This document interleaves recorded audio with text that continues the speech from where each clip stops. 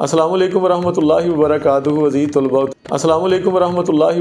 تفہیم عبارت، جس کو ہم سمجھ کر عبارت کو کئی بار پڑھتے ہیں، پھر سوچتے ہیں، پھر اس کے مرکزی خیالات کو اپنے ذہن کے اندر تسلسل کے ساتھ جوڑتے ہیں، اور پھر دیکھتے ہیں کہ اس کے معانی مفاہیم کون کون سے ہیں، اور پھر اس عبارت کے ساتھ جڑے ہوئے ان تمام سوالات کے جوابات کو حل کرتے ہیں۔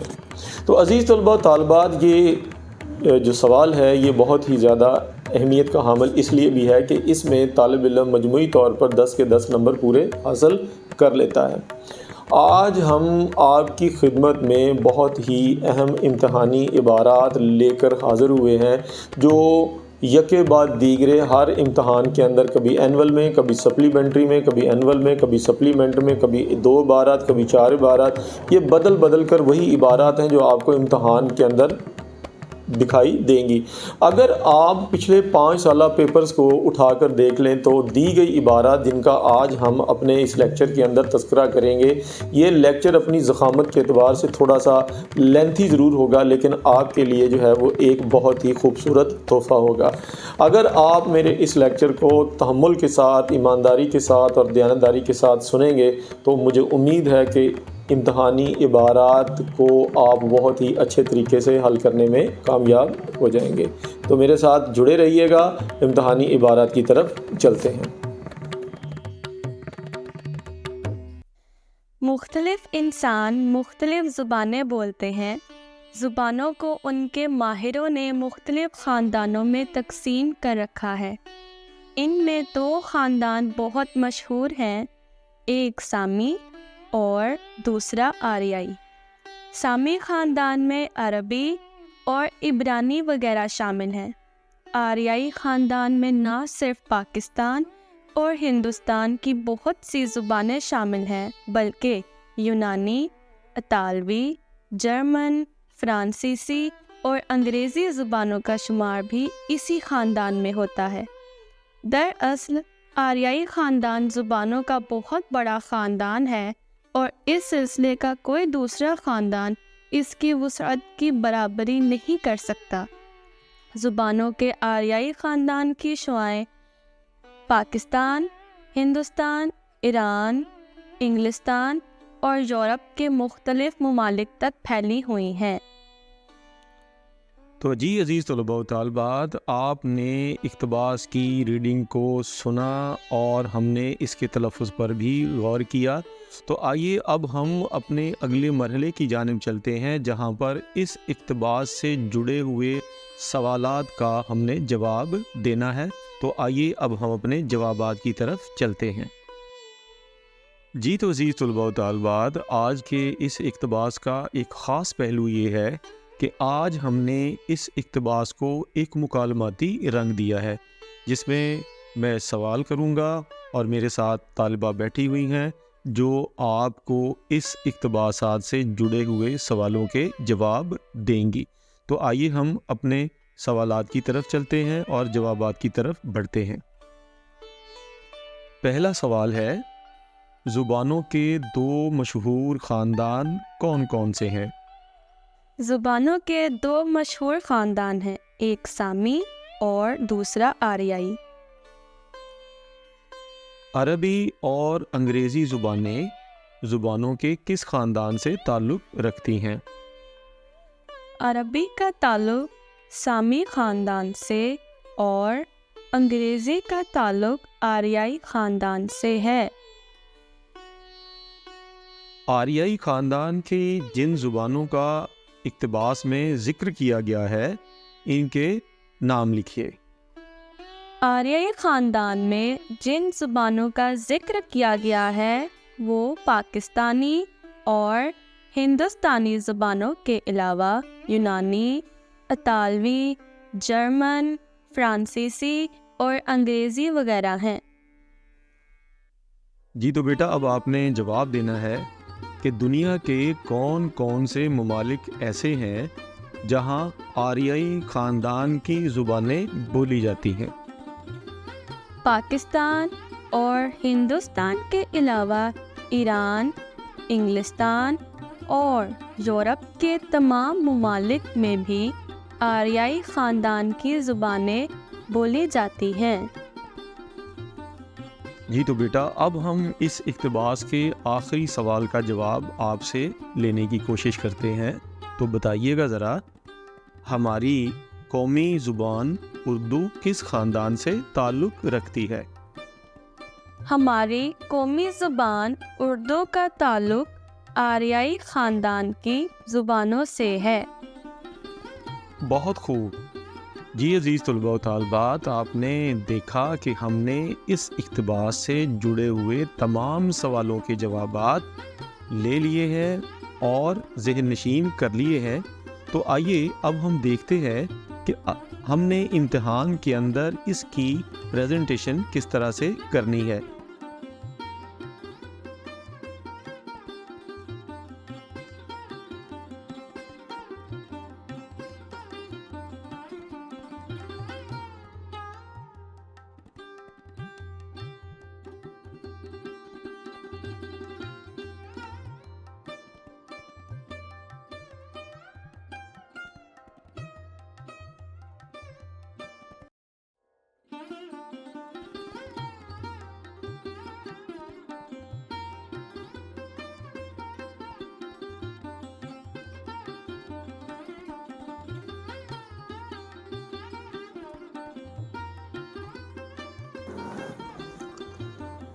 تفہیم عبارت کے اب ہم اگلے اقتباس کی طرف چلتے ہیں۔ یہ اقتباس بہت ہی اہمیت کا حامل ہے، تو آئیے اقتباس کے مندرجات کو پڑھتے ہیں اور ان کے مفاہیم کو سمجھنے کی کوشش کرتے ہیں تاکہ ہمیں سوالوں کے جواب دینے میں کسی بھی قسم کی دقت کا سامنا نہ کرنا پڑے۔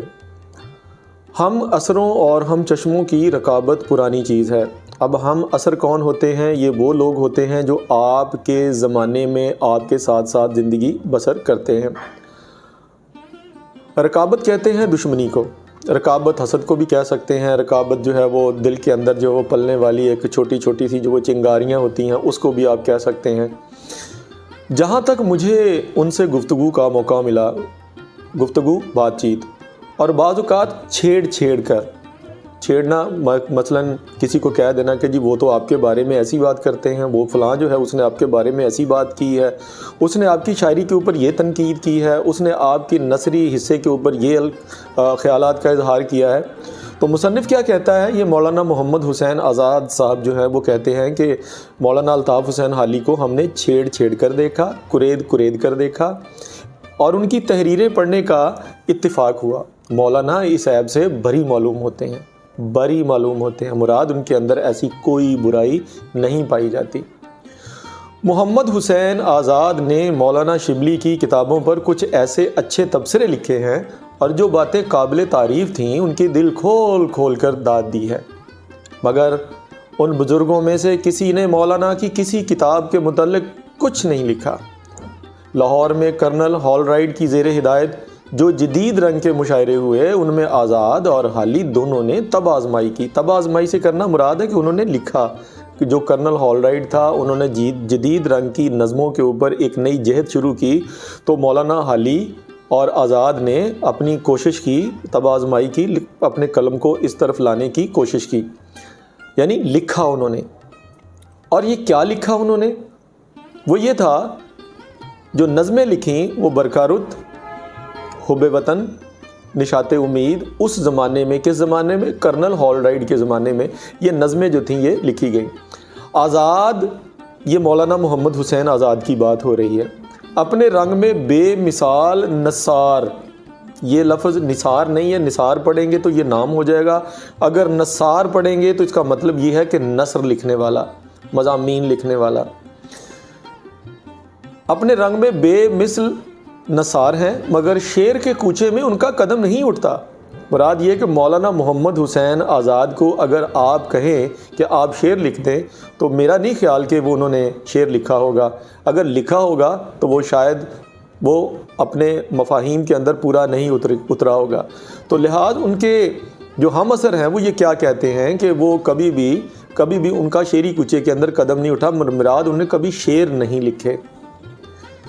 لیکن مولانا کی انصاف پسندی ملاحظہ کیجئے کہ کیسے صاف لفظوں میں اس نئی تحریک کا سہرا آزاد کے سر باندھ دیا۔ اب دیکھیے گا کہ ہم نے یہ نثر پارہ پڑھا اور آپ نے ایک بار اور اس کو کوشش کرنی ہے کہ نثر پارے کو تفصیلی پڑھ لیں تاکہ اس کے مفاہیم آپ کو سمجھ آ سکیں۔ پہلا سوال ہے وہ ہے کہ اس عبارت کا عنوان تجویز کیجیے۔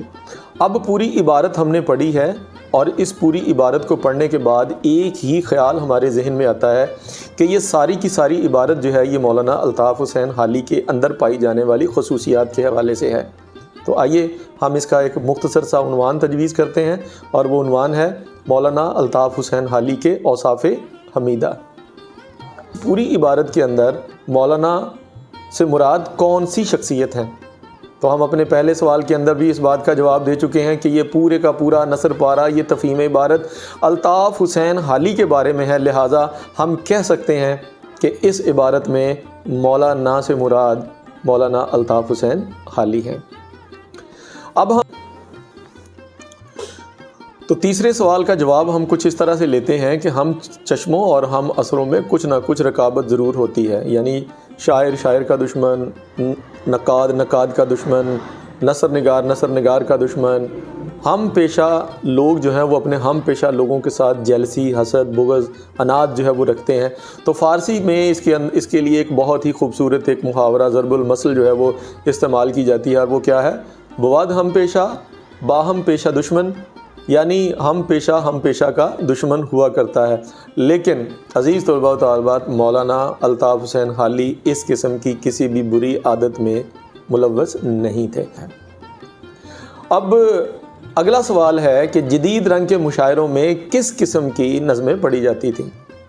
تو بڑا آسان اور سیدھا سا جواب ہے کہ جدید رنگ کے مشاعروں میں جو کرنل ہال رائڈ کا زمانہ تھا، وہ جدید زمانہ جو ہے وہ مولانا محمد حسین آزاد نے اس کو کہا ہے۔ تو جدید رنگ کے مشاعروں میں برکھا رت، حب وطن اور نشاط امید قسم کی نظمیں پڑھی جاتی تھیں۔ آخری سوال ہے ہمارا، نثار سے کیا مراد ہے؟ نثار، تو جیسے ہم نے عبارت کے مفاہیم کو سمجھتے ہوئے یہ پڑھا تھا، نثار کے معنی ہے نثر نگار، یعنی کہ نثر لکھنے والا۔ تو عزیز طلباء و طالبات، آپ نے دیکھا کہ ہم نے پیراگراف کو پڑھنے کے بعد ہم نے اس کو سمجھا، جانا اور عبارت سے جڑے ہوئے ان تمام سوالات کے جوابات بڑی ہی آسانی سے حاصل کر لیے ہیں۔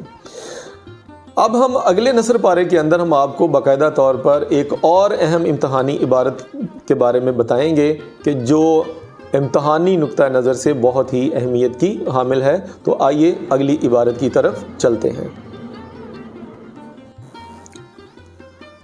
تو آئیے عزیز طلباء و طالبات، ہم اپنی تیسری امتحانی عبارت کی طرف چلتے ہیں اور اس سے جڑے ہوئے سوالوں کے جواب لینے کی کوشش کرتے ہیں۔ یہ عبارت امتحانی نقطہ نظر سے بہت ہی اہمیت کی حامل ہے، وہ اس لیے کہ یہ امتحانی عبارت اسلام کے اخوت اور مساوات کے اصولوں کے ساتھ جڑی ہوئی ہے۔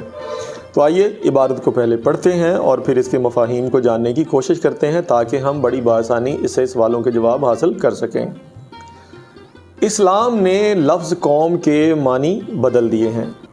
اسلام سے پہلے کے تمام قومی سلسلے، تمام قومی رشتے نسل یا علاقے سے تعلق رکھتے تھے، لیکن اسلام نے لا الہ الا اللہ محمد الرسول اللہ کے تحت ایک نیا روحانی بلکہ خدائی رشتہ قائم کر دیا۔ اسلام کسی سے نہیں پوچھتا کہ وہ ترک ہے یا تاجک، وہ افریقہ کا رہنے والا ہے یا وہ چین کا باشندہ ہے، وہ عرب کا رہنے والا ہے یا ماچین کا، پاکستان میں پیدا ہوا ہے یا ہندوستان میں، وہ کالے رنگ کا ہے یا گورے رنگ کا، بلکہ جس کسی نے اللہ کی توحید اور محمد رسول اللہ صلی اللہ علیہ وآلہ وسلم کی رسالت کو مان لیا، وہ ایک رشتے میں بن گیا، وہ ایک رشتے میں بن گیا جس سے اچھا اور پیارا رشتہ اور کوئی نہ تھا۔ ایک ہوں مسلم حرم کی پاسبانی کے لیے، ایک ہوں مسلم حرم کی پاسبانی کے لیے، نیل کے ساحل سے لے کر تا بخا کے کاشگر، تو اس پیرے کا، اس اقتباس کا جو مختصر سا مفہوم جو میں نے آپ کے سامنے رکھ دیا ہے، یہ اس کا عنوان بھی ہو سکتا ہے ایک شعر کی صورت میں۔ تو آئیے اب ہم اس اقتباس سے جڑے ہوئے سوالات کے جوابات لینے کی کوشش کرتے ہیں۔ تو پہلا سوال کیا ہے؟ پہلا سوال ہے، اسلام نے لفظ قوم کو کتنی وسعت دی ہے؟ تو آپ اس کا جواب ملاحظہ کیجئے۔ اسلام نے قوم کے لفظ کو بڑے وسیع معنوں میں مراد لیا ہے۔ جس کسی نے، چاہے اس کا تعلق دنیا کے کسی بھی خطے سے ہو اور وہ کسی بھی نسل سے ہو، اگر وہ کلمہ پڑھ لے تو وہ مسلمان قوم میں شامل ہو جاتا ہے۔ تو یہ تھا اس سوال کا پہلا جواب۔ سوال ہے، کیا اسلام میں نسل اور علاقے کا امتیاز جائز ہے؟ جیسے میں نے پہلے کہا کہ ایک ہو مسلم حرم کی پاسبانی کے لیے، مسلمان جو کلمہ پڑھ لیتا ہے وہ دنیا کے کسی بھی خطے کا رہنے والا ہو، کسی بھی نسل کا ہو، کسی بھی علاقے کا ہو، وہ آپس میں اخوت کے رشتے میں قائم ہو جاتا ہے۔ تو آئیے اب اس کے جواب کی طرف ہم چلتے ہیں۔ اسلامی تعلیمات کی روح سے نسل اور علاقے کا امتیاز ہرگز جائز نہیں ہے۔ آئیے اب ہم تیسرے سوال کی طرف چلتے ہیں۔ کیا اسلام میں ترکی کے مسلمان، چین کے مسلمان اور پاکستان کے مسلمانوں کے درمیان امتیاز قائم ہوگا؟ تو میرا جواب پھر وہی ہوگا، مسلمان دنیا کے کسی بھی خطے کا رہنے والا ہو، وہ ترکی کا ہو، وہ پاکستان کا ہو، وہ جاپان کا ہو، وہ امریکہ کا ہو، وہ رشیا کا ہو، ان کے درمیان کسی بھی قسم کا امتیاز ہرگز جائز نہیں ہوگا۔ کیا گورے مسلمان کو کالے مسلمان پر فوقیت حاصل ہے؟ گورا اور کالا۔ تو نبی پاک صلی اللہ علیہ وآلہ وسلم نے کیا ارشاد فرمایا تھا؟ یاد ہوگا آپ کو کہ برتری کا معیار کسی کے گورے اور کالے، کسی عربی اور اجمی ہونے پر نہیں ہے، بلکہ اس کے اعمال پر ہے، اس کے اخلاق پر ہے۔ تو یہاں پر بھی جواب آپ ملاحظہ کیجئے، جواب کیا دیا کہ گورے مسلمان کا کالے مسلمان پر یا کالے مسلمان کا کسی گورے مسلمان پر اگر کوئی کسی کو ترجیح دیتا ہے تو یہ جائز نہیں ہے، کسی کو کسی پر کوئی فوقیت حاصل نہیں ہے۔ تو آئیے اب ہم اس کا آخری سوال دیکھتے ہیں کہ آخری سوال کیا ہے۔ پورے نثر پارے کو پڑھنے کے بعد سوال یہ ہے کہ اس عبارت کا عنوان تجویز کیجئے۔ اب اس کا عنوان کیا ہے؟ اب ہم اس کا عنوان اگر دیکھیں تو یہ ہے کہ قومی اتفاق، قوموں کے درمیان باہم اتفاق کرنا، لا الہ الا اللہ محمد رسول اللہ کے رشتے میں بندھ جانا قومی اتفاق رائے قائم کرتا ہے۔ تو عزیز طلباء و طالبات، آپ نے اس پیراگراف کے جوابات بھی سنے۔ آپ نے کوشش یہ کرنی ہے کہ ان کو ایک مرتبہ اپنے نوکے قلم سے گزار لینا ہے۔